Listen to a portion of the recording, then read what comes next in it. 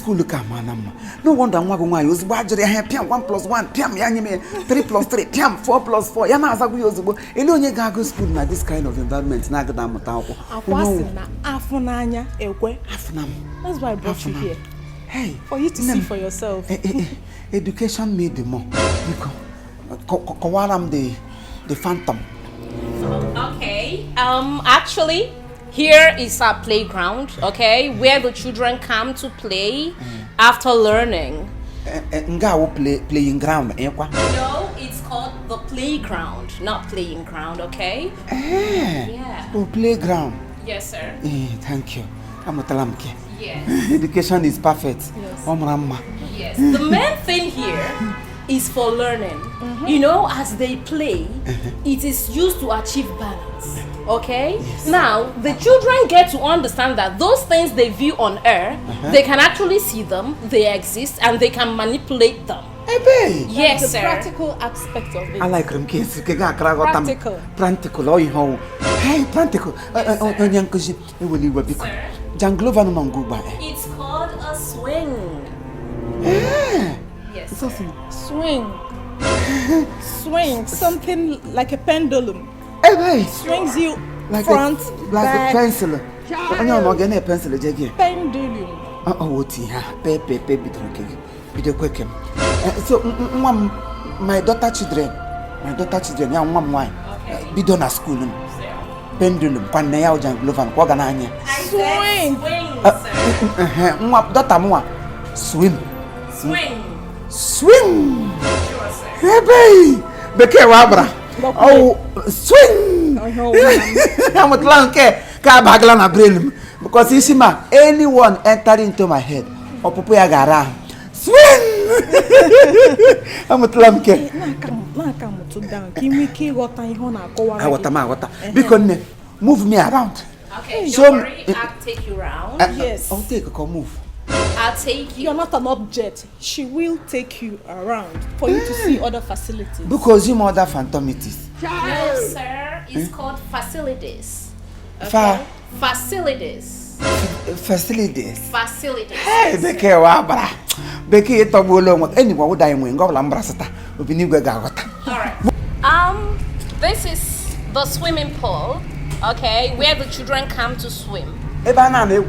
Yes, sir. Yeah, well, him beside her. Hey, Nam and Sandrin ono Kalamba. Hey, show him. Yeah, don't worry, I'll still show you some more. Just come with me. Show him. Hello, wonderful parents and guardians. This is Sandrin's International Schools. You have seen and heard it all. We are a school with an enabling teaching and learning environment. It is the best place to secure the dreams and vision of your child. As here, we run both British and Nigerian curricula, as there is provision for both BCE, WAEC and NECO, checkpoint exams, and of course, so more. But for today, we are looking at the whole lot of facilities we have here, as this is a boarding and day school with a whole lot of facilities, as we have hands-on on music and ICT, we have ballet dance, music, and a whole lot of things. As we say today, you come here to secure the dreams and vision of your children. Thank you. Name is all I wonder man again to Mali Hoku. Makanka, America, Dagu, Nanti. Come to Waro Legi and Anya, call out your togi shot of Wotananti. Now, school and I work with Anna Hakusin, Imo. Sir. Let me the school also. So, Korean and Gamsa. Such against. Oh, come on, Mammy, keep on doors on my gig. Yes, the essence of coming here is for qualitative learning. So the children will be able to compete very well with their contemporaries, both within and outside the shores of Nigeria. Wow. Yes, from sir. What I have heard from you, if any child is being taught here, Yaga so ten as man a child that yes, I have lose hey, parents, please rush, run, get your child registered in this very school, because they are coming home with something different. Am I making sense? Sure, you Oh, are. sure. You know, yeah, sure. Nepiko, how can we locate your school? Oh, actually, it's located at number 8 Honorable Ngozi Kaduru Avenue at the back of Achikudenwa Estate, Area H, Uni Owerri, Imo State. Okay, from that Achikudenwa beside it. Yes, sir. Venture. Sure, at the back of the estate. Oh, good. Yes, sir. Wow. Yeah.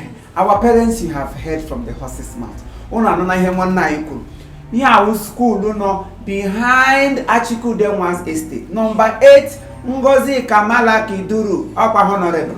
Honorable. Once you come there, I'm a meeting and on a start school and name. One other guy to call your gas. Just raise you cooking.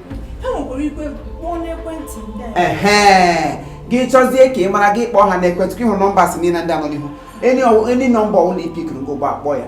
They will pick and answer you, then give you other details about the school.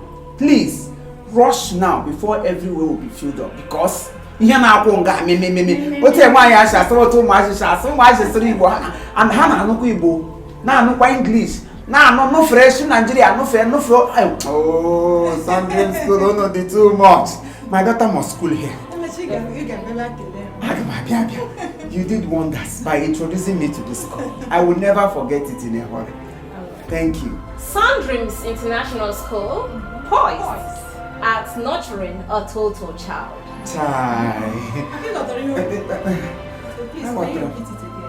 I said that Sundreams International School is poised as nurturing a total child. Otu no should say, oh, tall. Obinigwa anọ and the man anọkwane. Biko oga, you make it repeat ihe o kwuru ugbu kam dị sure na ịghọtara ihe niile ọsọ. Nke gị na-eme gbadoro. Nke e kwuru last seketa nke ọ sị Sundreams International School poised at nurturing the total child. Ihe mere na ọ ga-akọ ọnụ mma n'ọnụ. Ebe ọ na m registala nwa m ga. Nwa m mụta ya lọta ya akụziere maka sị enwere m ike kwuo ya ụmụ nkaba ya ngụgụ ụmụ aja agbakeshia. Yes. Biko, register my daughter. We are reliable experts in international standard early years foundation with provision for crèche, nursery and primary sections with reliable teachers who use 21st century teaching approaches for competence and reliability. Register your daughter. It's nice meeting you. Register your son. Register your words. Register your children. Come one, come all.